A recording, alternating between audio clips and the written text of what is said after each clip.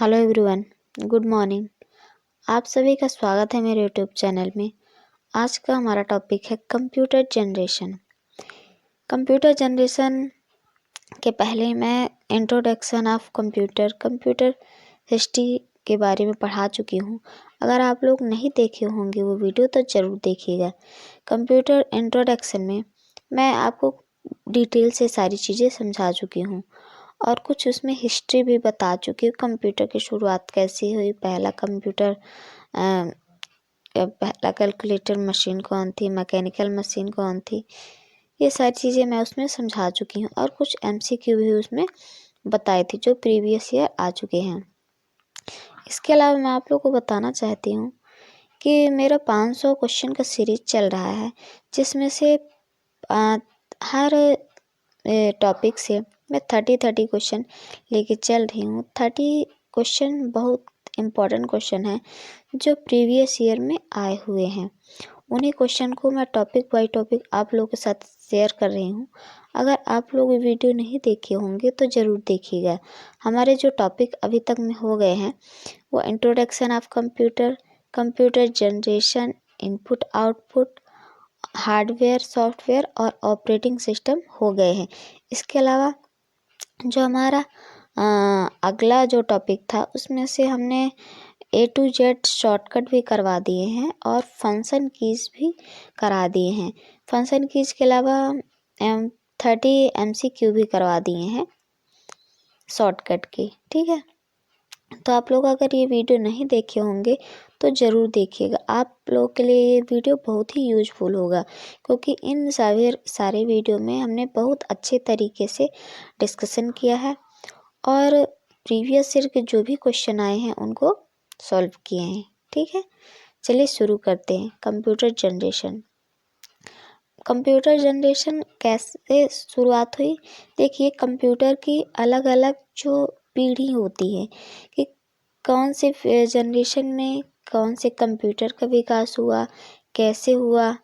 ठीक है, तो इसके लिए हम डिस्कशन करेंगे। चलिए शुरू करते हैं।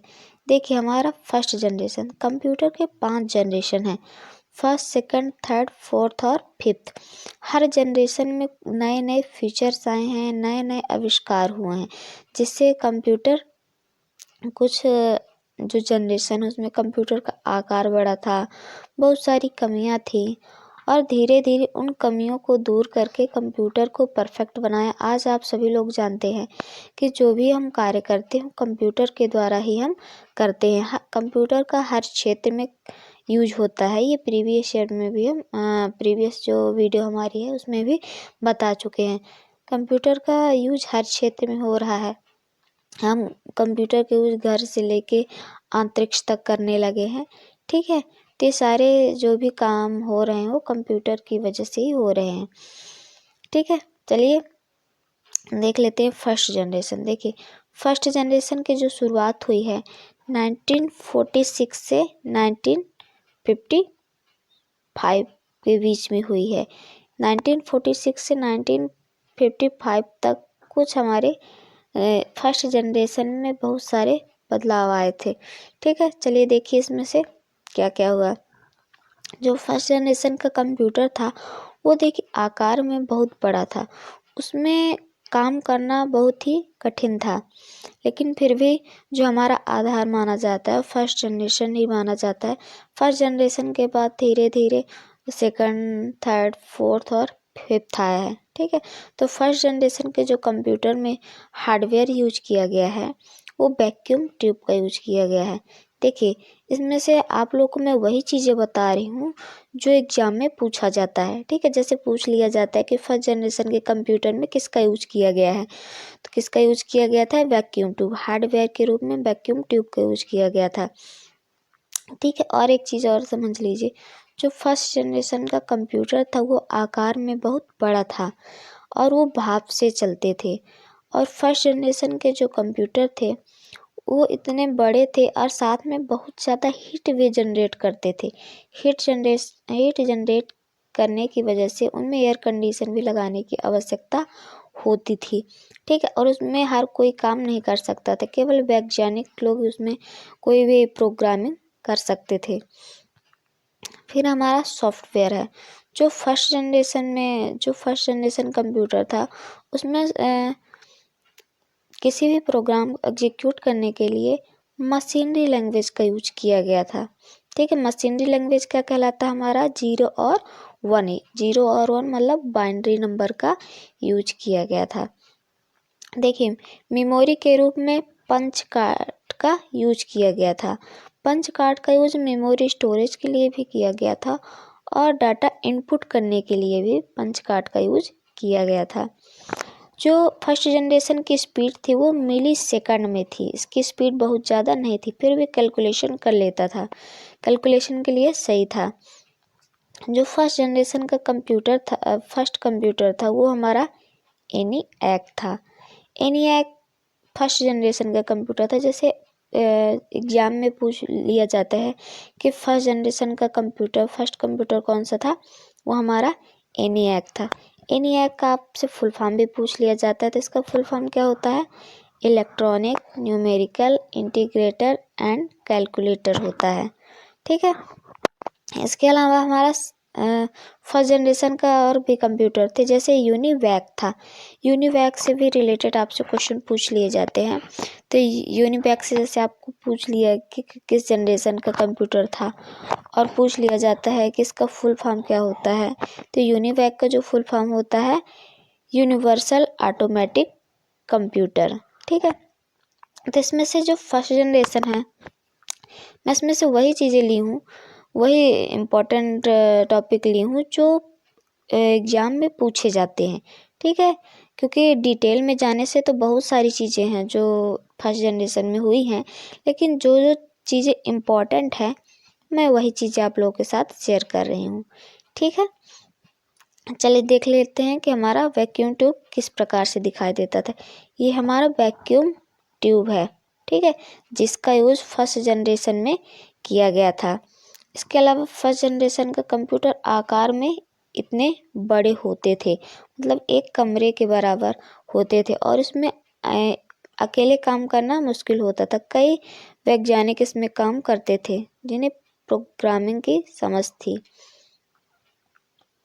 ठीक है, देखिए फर्स्ट जनरेशन का कंप्यूटर है। अगला है हमारा सेकंड जनरेशन। सेकंड जनरेशन की शुरुआत हुई थी 1956 से 64 तक। ये सेकंड जनरेशन का टाइम पीरियड माना जाता है। ठीक है, इसमें हार्डवेयर के रूप में ट्रांजिस्टर को यूज किया गया था। ठीक है, वैक्यूम ट्यूब की जगह पे किसका यूज किया गया था? ट्रांजिस्टर का यूज किया गया था।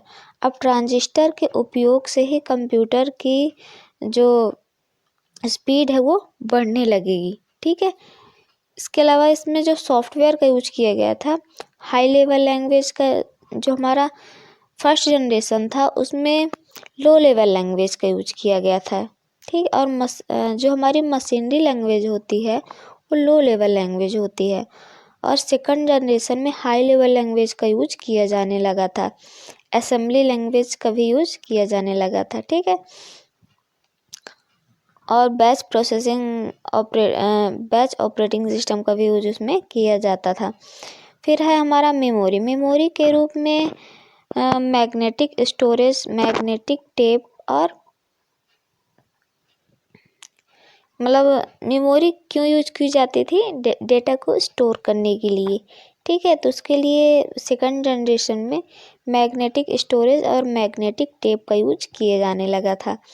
ठीक है, और जो इसकी स्पीड थी वो हमारी माइक्रो सेकंड थी। ठीक है, फर्स्ट जनरेशन की स्पीड कितनी थी? मिली सेकंड थी और सेकंड जनरेशन की स्पीड माइक्रो सेकंड थी। अब देखिए, ट्रांजिस्टर के उपयोग से जो सेकंड जनरेशन के फीचर्स हैं, विशेषताएं हैं, उसमें से जो इसकी मेमोरी थी वो भी इंक्रीज होने लगी। जैसे फर्स्ट जनरेशन के कंप्यूटर में था जो अगर हम कोई भी इनपुट दे रहे हैं, प्रोसेसिंग होती है, हमको आउटपुट भी मिलता है, लेकिन स्टोरेज करने की उसमें क्षमता बहुत ही कम थी। डाटा को स्टोर किया जाना मुश्किल था। ठीक है, बहुत टाइम तक वो डाटा को स्टोर नहीं कर पाता था। लेकिन सेकंड जनरेशन के जो कंप्यूटर थे उसमें जो डेटा स्टोरेज करने की कैपेसिटी थी थोड़ी सी बढ़ी थी, ठीक है, और प्रोसेसिंग कैपेसिटी भी थोड़ी सी बढ़ी हुई थी। फर्स्ट जनरेशन के कंप्यूटर में डेटा प्रोसेसिंग बहुत ही धीरे थी और साथ साथ में क्या होता था, उसमें एरर की भी संभावना रहती थी, कुछ ना कुछ त्रुटियां सामने आ जाती थी। लेकिन सेकंड जनरेशन के कंप्यूटर में थोड़ी सी कम थी और इसकी प्रोसेसिंग कैपेसिटी भी थोड़ी सी ज़्यादा थी, ठीक है। तो ये हमारा सेकंड जनरेशन है। सेकंड जनरेशन में आपसे क्वेश्चन पूछे जा सकते हैं, जैसे सेकंड जनरेशन में किसका यूज किया गया था, तो ट्रांजिस्टर का यूज किया गया था। लैंग्वेज के बारे में पूछ सकते हैं कि सेकंड जनरेशन में लो लेवल या हाई लेवल किसका यूज किया गया था, तो सेकंड जनरेशन में हाई लेवल लैंग्वेज का यूज किया जाने लगा था। मेमोरी में पूछा जा सकता है कि सेकंड जनरेशन में किस टाइप की मेमोरी का यूज किया जाने लगा था, तो मैग्नेटिक स्टोरेज और मैग्नेटिक टेप का यूज किया जाने लगा था। स्पीड के बारे में पूछा जा सकता है कि सेकंड जनरेशन की स्पीड क्या थी, माइक्रो सेकंड थी, ठीक है। ये हमारा सेकंड जनरेशन हो गया। देखिए ये हमारा ट्रांजिस्टर है, इस तरह से होता था। अब देखिए आगे ट्रांजिस्टर के यूज से ही कंप्यूटर को छोटा कर दिया जाएगा, ठीक है। अब देखिए सेकंड जनरेशन के जो कंप्यूटर थे फर्स्ट जनरेशन की तुलना में उनका आकार थोड़ा सा छोटा हुआ, किसकी वजह से, ट्रांजिस्टर की वजह से, ठीक है। अब हमारा आता है थर्ड जनरेशन। थर्ड जनरेशन की शुरुआत हुई थी 1964 से 1975 तक हुई थी, ठीक है। इसमें मैं लिखना भूल गई हूँ। चलिए इसमें हम किसका यूज किए थे, सेकंड जनरेशन में हमने ट्रांजिस्टर का यूज किया था। थर्ड जनरेशन में आईसी का यूज किया गया था। आईसी का मतलब क्या होता है, इंटीग्रेटेड सर्किट।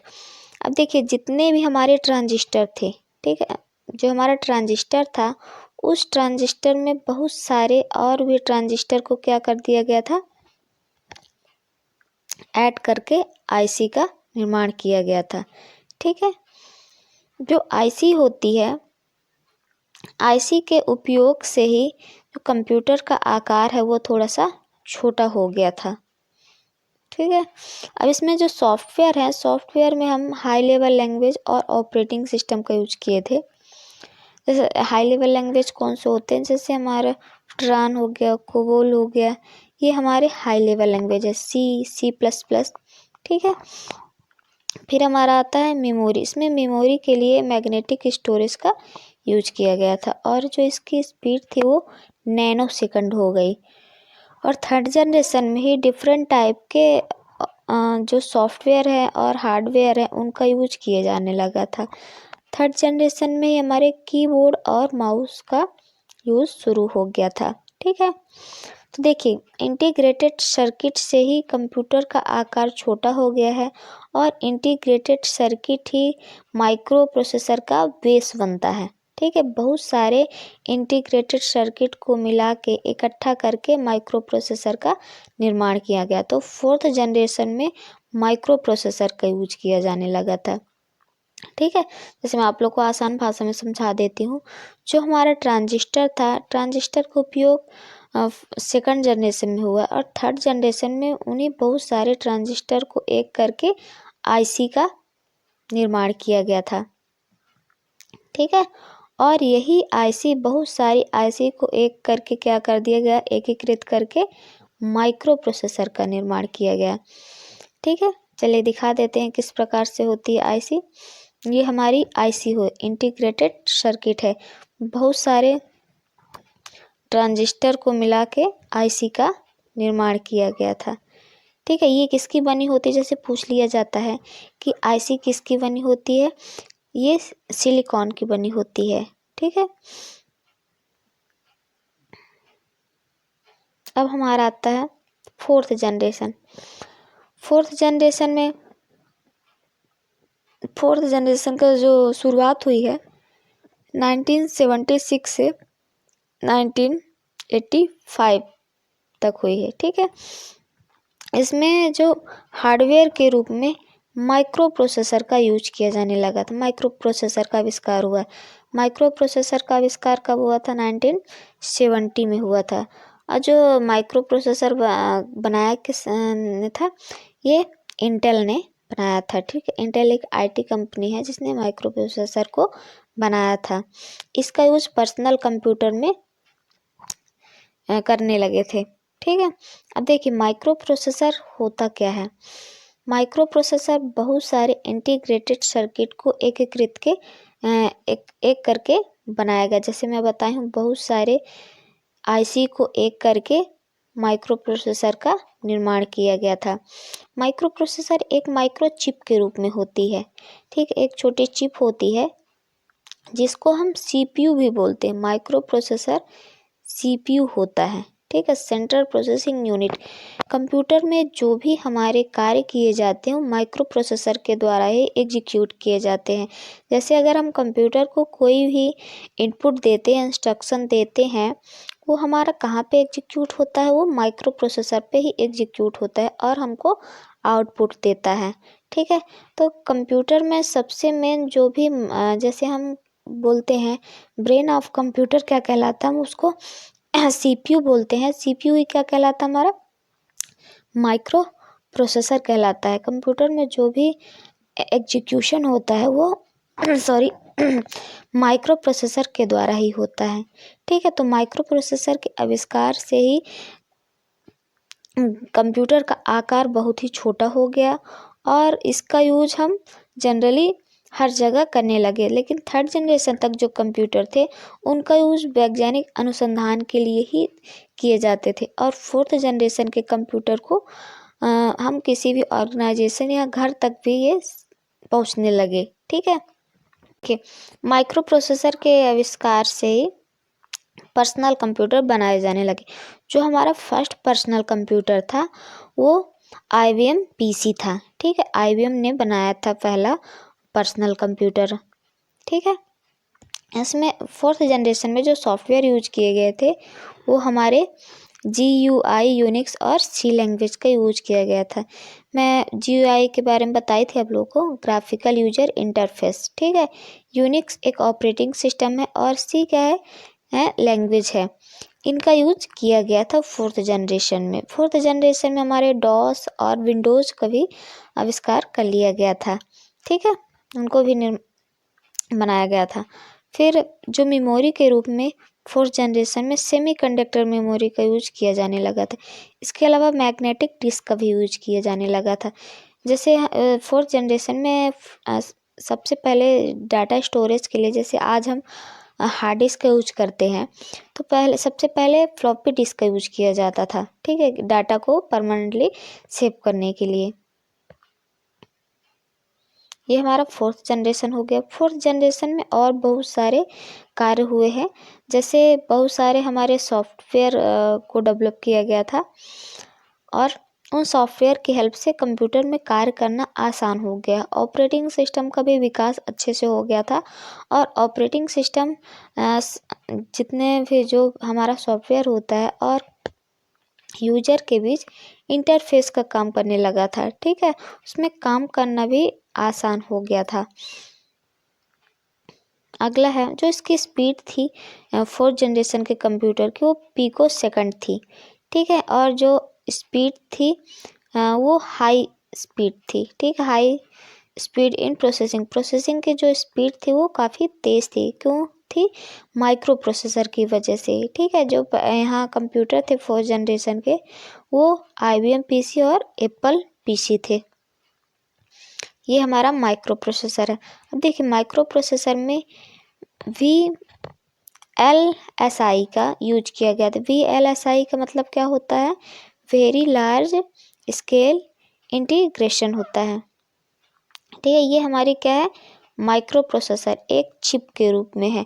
इसमें बहुत सारे ट्रांजिस्टर को एकीकृत करके क्या बनाया गया था? Micro processor. ठीक है, माइक्रो प्रोसेसर को ही क्या बोला जाता है? CPU बोला जाता है, सेंट्रल प्रोसेसिंग यूनिट। सबसे पहले माइक्रो प्रोसेसर किसने बनाया था? इंटेल। आज भी इंटेल माइक्रो प्रोसेसर, इंटेल के अलावा एक है AMD। ठीक है, ये भी माइक्रो प्रोसेसर बनाने का काम करती है। ठीक है, और बहुत सारी कंपनी है जो माइक्रो प्रोसेसर बनाती हैं। ठीक है, तो ये हमारा माइक्रो प्रोसेसर है, एक चिप के रूप में होता है। अब देखिए इसका नाम चिप क्यों रखा गया था? क्योंकि ये एक आलू के चिप्स के आकार की थी, इसलिए इसको नाम चिप दे दिया गया था। ठीक है,